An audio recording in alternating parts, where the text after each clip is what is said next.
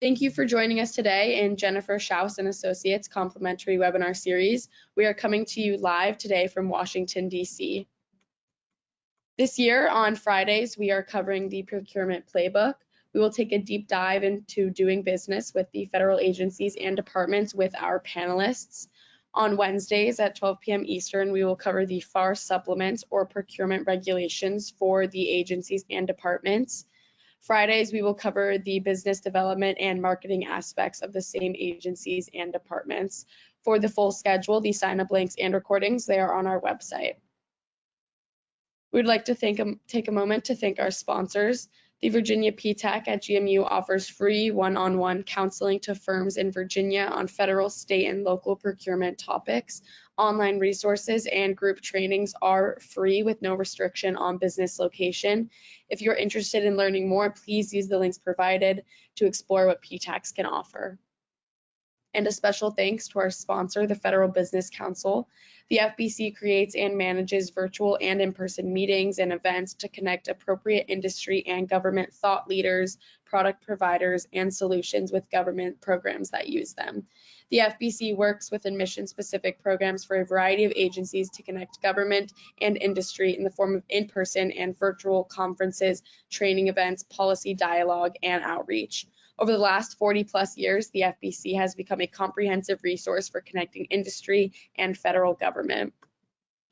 DASTN is an IT and cloud solutions provider working with corporations, the military, and government agencies to lower their costs, increase scalability, improve operational efficiency, and meet compliance regulations using targeted cloud-based solutions. DASTN is a certified partner of Oracle NetSuite and a premier tier Google Cloud partner, and a certified partner of Cisco, Virtue, AODocs, and Authenticate. For more information about DASTN services or to schedule a complimentary consultation, email joe.alston or visit the DASTN website. Please join us at the Kennedy Center for a night of networking with over 200 federal contractors. Our quarterly event will take place on Monday, June 20th. Sponsorship opportunities are available. Federal agencies will be present and will be listed as they confirm. Please note that ticket prices increase on June 13th. We hope to see you there. Today we are covering the U.S. Department of Labor. Let's meet our panelists. We want to thank our friends at GovSpend, Ms. Archisha Meehan. Great to have you with us, Archisha. We will look at business opportunities and contracting trends within FedMine.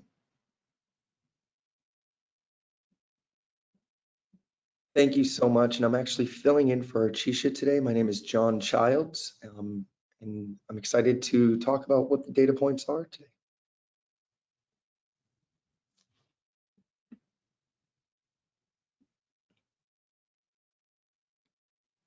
All right, great. Thank you, John. We are starting your slides now. When you're ready for the next slide, just say you're ready, and the floor is yours. Thank you. Thank you. Awesome. So thank you for joining. So today we're going to try to break down what it looks like as far as from a Department of Labor standpoint. We're going to go over a bunch of items, but my name is John Childs. I'm the federal sales engineer here for FedMine and GovSpend. We've actually, FedMine was acquired by GovSpend, and now we are one-stop shop for federal, state, and local intelligence. So thank you so much, Jennifer, for including me on this Playbook series, and I'm glad that I can present today for the Department of Labor. Next slide, please. So our mission is simple. FedMine mission is to bring accurate information, unmatched transparency, and clear accountability to the federal government.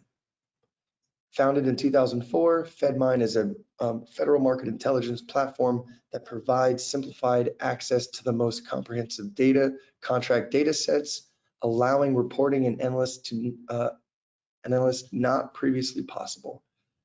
FedMine is now part of GovSpend, the largest provider of data and market purchase orders in the state, local, and education market.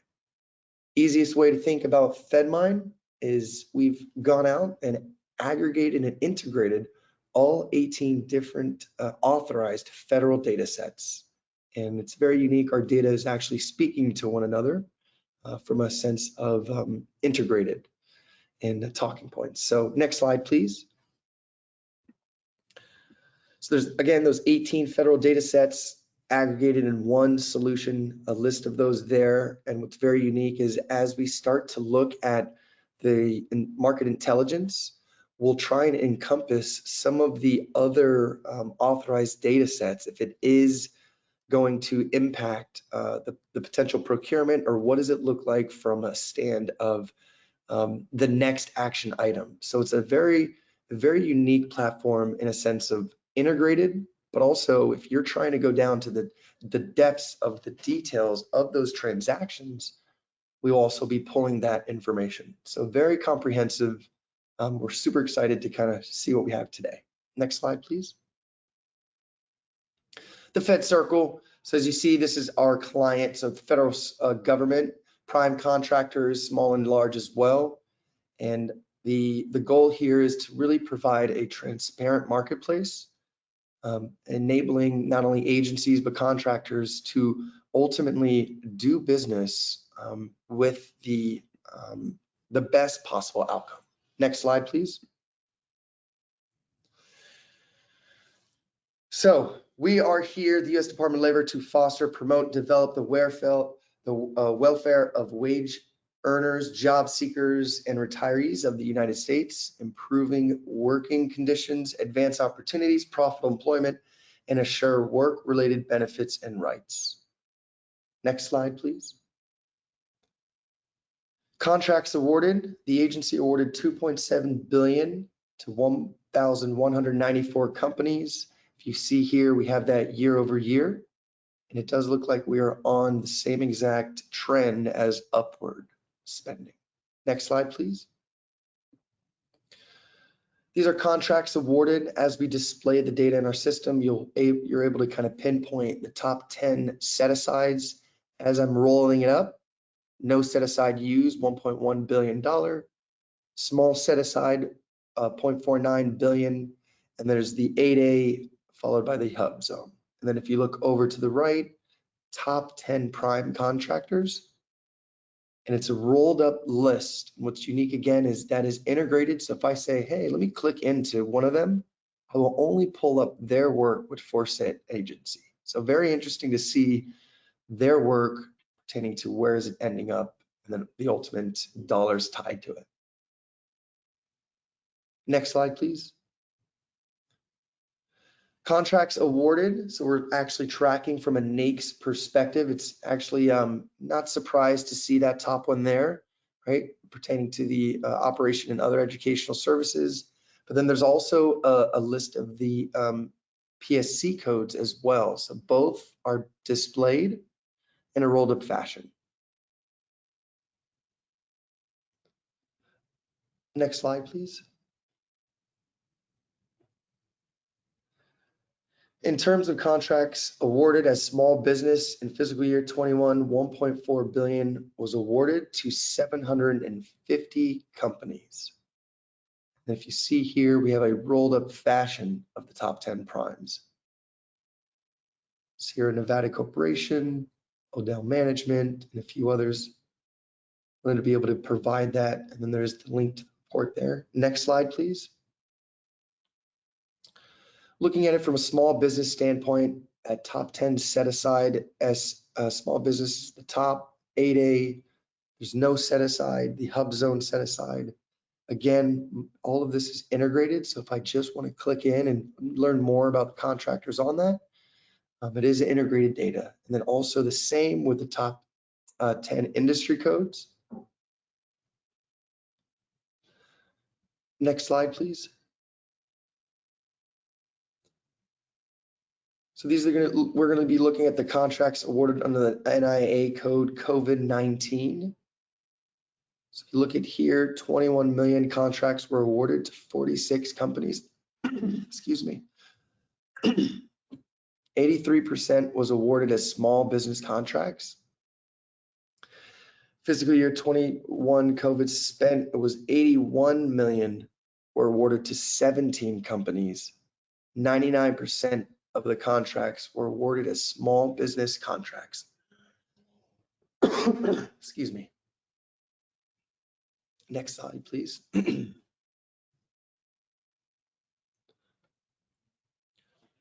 understanding top categories as they pull, whether it's off the GSA or we're looking at it from a drop down, right? We can ultimately see that year over year, and then that percentage that's looking at it from a going perspective. So as we see this, it's going to give you a great understanding of looking at, hey, where am I supposed to be focusing, right? Versus where's the low hanging fruit.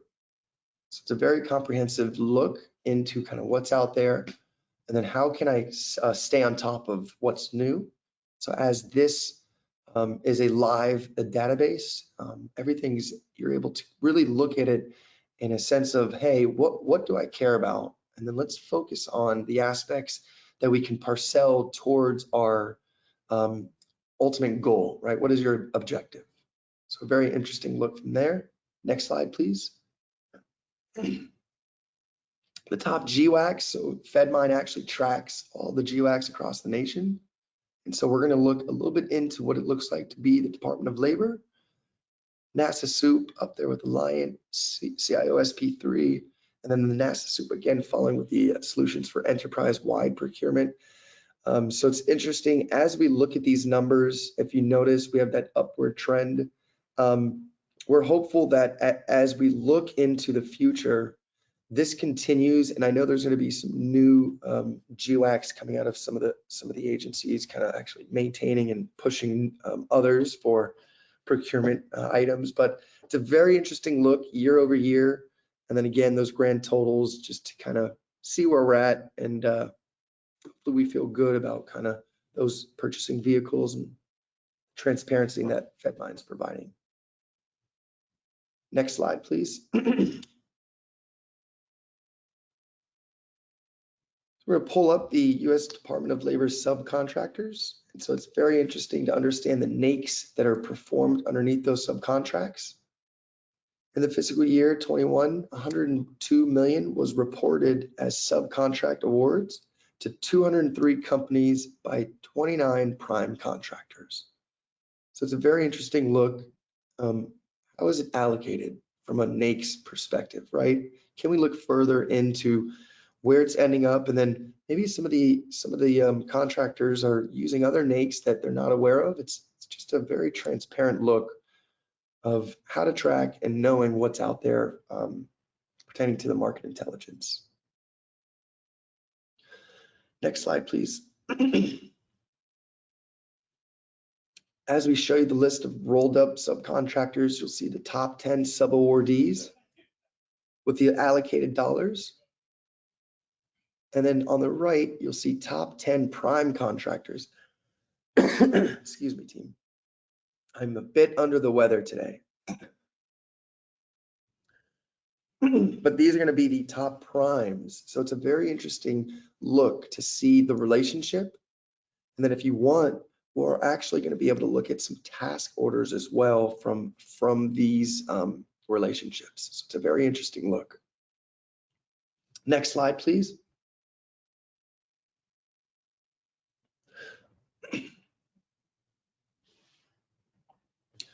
Opportunities. Opportunities can be new opportunities based on new initiatives, department on agency need, and funding availability, contracts that are expiring that could be recompeted. So ultimately, with our data, we will be able to look at expiring contracts. What does it look like for an issued year and an issued date? And the breakdown of who's holding those contracts. It's a very interesting look. How are we getting this information? The budget and program information. We look at the pre-solicitations, the sources sought notices in SAM.gov. And then we will create an expiring contract search based on what you do. So as we look at keywords, or maybe you want to look at NAICS codes, it's a very powerful look to say, hey, am I able to come into our data and say, let me look at everyone related to XYZ NAICS code, PSC code, or even keyword. And what it does is we can say, hey, contract issue year all, doesn't matter when it was issued. We care about when it expires. And so what we're doing is pulling up expiring contracts and allowing you to be proactive as to what we need to work on, how often or how far out. Because with this module, we allow you to look 24, 36, 48 months into the future. If you're on an IDIQ, GWAC, BPA, then look at the task orders that are expiring on those vehicles. So even if it's a little bit different, right, we can still deliver that same value. Next slide, please.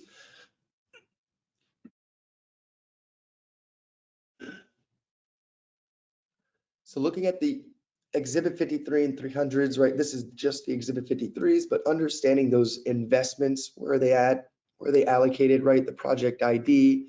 Ultimately, we want to know, right, as we start to transition throughout the year with some of the goaling reports and where we moving to, it's a great way to look at kind of where that money is allocated, what's being used from a top-down level. And then ultimately, if you know that there's been some items that we want to kind of deep dive as we go into those details, well, not only will we show you kind of a roll up, but the investment, it's going to actually give you a breakdown of why and what was pulled based off of your criteria. It's a very interesting look. And I know our Chisha was here today. She'd love this one because she is a big component in the Exhibit 53 and 300s. Next slide, please. And team, I apologize. My voice, I'm not doing too hot, but I'm going to get through it and we're doing it together. We're going to look at the Exhibit 300s, same kind of manners, right? If we see that investment name, we have the project ID, we click into those details, understanding where those funds are being allocated, and then ultimately, it's about your initiative. So each of your, whether it's a user or a department or individual, I guess, objectives, when you're looking at this, it's ultimately allowing you to parcel out what you as the individual cares about versus the ultimate goal. And then as we report these, we can download them, we can export, zip them. So it's a very interesting look. Next slide, please. So this is a list of the expiring contracts. Again, just going back to that reference of what we're able, our capabilities. 206 billion contracts awarded as other than small business, and they're expiring in 12 months. Take a screenshot now if you need it. But rolled up list of company name and then ultimately that contract number. And then what's unique is we can go into FedMine and search by contract number. Pull it back. Next slide, please. Expiring contracts, again, a roll up of those NAICS. And then what's unique is we're going to integrate how is it being performed. So top 10 states place of performance. We're not shocked DC at the top there. And then with the NAICS, it looks like here, other technical and trade schools as well. Again, I'll go back to my integrated statement. It's a very powerful way to look at the integrated, the ways the data integrates, and then understanding from a market intelligence standpoint, if I just want to focus on a specific state, it does pull all of that work. So it's a very interesting look. Next slide, please. Again, the top-down level expiring contracts, small business. If I look at this, 912 million contracts awarded in small business expires in the next 12 months. Again, a list of the company's contract number, and we do have the total sales. Next slide, please. This is going to show us the list of those expiring contracts from a small business perspective, where those set-asides are being used, and then again, those NAICS that are tied to it. Next slide, please. And then this is our RFP. So we're going to look at this from a stance of the opportunity standpoint, anything new and open, whether it's pre-solicitations, sources sought, special notices, joint ventures, however you look at this, right? We can track anything, any type of solicitation, but ultimately, how is it coming out? And then the posted dates, right? So it's very important knowing that we can have access to this, and then any of the documents we can manipulate, put them in a zip, do whatever you please with. But this is ultimately how it looks as a list of the opportunities in the RFP world. Pro tip would be save your searches following the opportunities, and then as you save them, you will be notified anytime it hits the system with our criteria.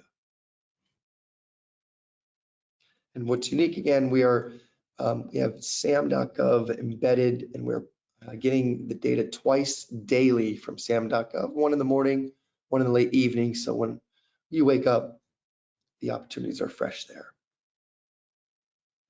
Next slide, please.